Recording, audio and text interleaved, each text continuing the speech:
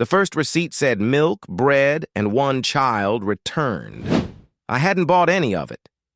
I babysit because it's easy money and because most houses feel safer than mine.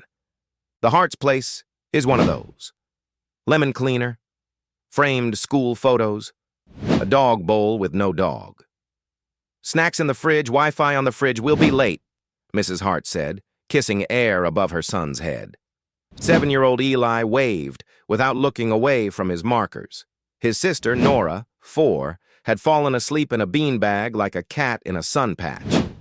At 8:12, while Dinosaurs That Talk played at a reasonable volume, I went to the kitchen for water. A receipt lay on the counter, not crumpled, placed. Market King milk, bread, batteries, one child, returned. Total, $12.66. Timestamp 8:11 p.m., 1 minute ago. I laughed, the way you do when your brain offers prank before it offers run.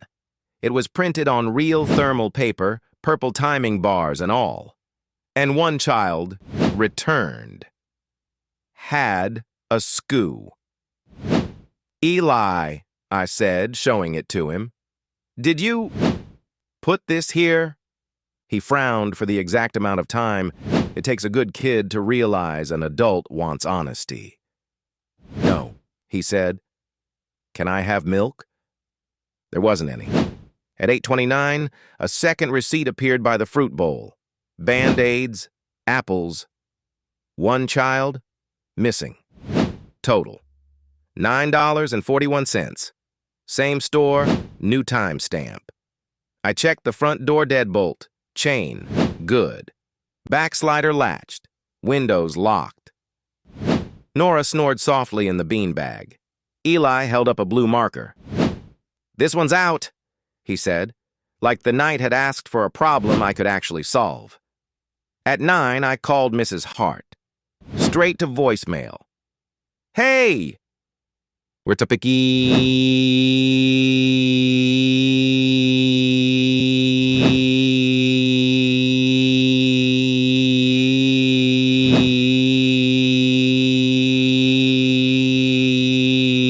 You think's fine? Call me, I said, trying not to sound like someone reading barcodes on Dread. When I set the phone down, a third receipt rested beside it. Refund one child, open box. Time, 9 o'clock on the dot. I turned off the TV. Upstairs, I told Eli, too bright. Hide and seek your room, lights on. He didn't argue. That scared me more than the receipts. The hallway had family photos, Eli from gummy grin to missing teeth, a newborn Nora, the parents on beaches that look better on postcards. 2 frames had empty mats, like placeholders. From behind the closed door at the end came the plastic tick-tick of a price tag gun. Nope, I said to the air, to the house, to the person I am when it's daylight. I put the kids in Eli's bed with the tablet and stood in the doorway like a hinge. At 9:14, the office printer downstairs woke up and chattered. No one printed anything. A single page slid out. Return authorization item, one child, condition, used, reason, size wrong, approved by store manager. Footsteps, not mine, crossed the living room. Adult, deliberate. Paper rustled. I smelled that hot plastic label maker scent and under it pennies. Stay, I told Eli. No matter what you hear, you stay. He nodded so hard his hair wobbled. At the top of the stairs, a shopping cart waited on the landing. Real metal, scuffed, one wheel already doing the sideways dance. In the child's seat, a coiled receipt roll. The front flap hung open like a mouth. A man's voice floated up, bright and customer service smooth. Evening, he called. I'm here for the return. I gripped the cart's handle. Cold. Store's closed, I said. He laughed like a scanner beeps. We never close. He climbed one step.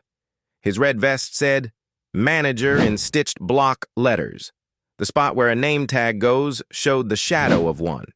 His face slid off my focus like shiny paper. His hands were nicked like paper cuts that never healed. "I have the paperwork," he said, lifting the receipt roll. It fed itself down a step, printing as it fell. "One child," returned over and over in neat lines. "Wrong kid," I said, voice somehow steady. "Not your return." "Policy is generous," he said kindly. 30 days. "How long's it been?" He consulted the roll. 7 years, he said, pleased with the loyalty. "Windows closed," I said. "No refunds." He sighed, the sound of tape tearing. "Store credit, then."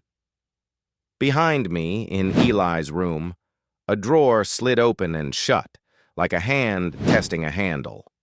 I rolled the cart forward. The wheel shrieked.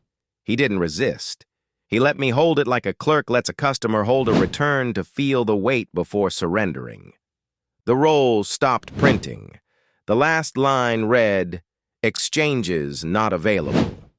The man smoothed it with his palm. "Policy is policy," he said, and backed the cart down, metal complaining at each step. At the bottom, he turned the cart toward a dark corner of the living room where there shouldn't be enough space, and pushed. The front flap lifted and settled, "Thank you," and they were gone. At 9:31, Mrs. Hart texted, "Dead zone. Sorry. Everything okay?" I typed, "Your store tried to take Eli back." Deleted, sent all good. Kids in bed. Before I left, Mr. Hart set a real receipt on the counter. Wine, flowers, apology card, and didn't see the others. I grabbed a marker and wrote "No returns" across the top of their fridge calendar and hung the pen on a string like a church candle. In the morning, I found a small register sticker stuck to my palm. "Thank you for your purchase." I pressed it to the back of my phone case. Policies can change. Mine just did. Like and follow for more files.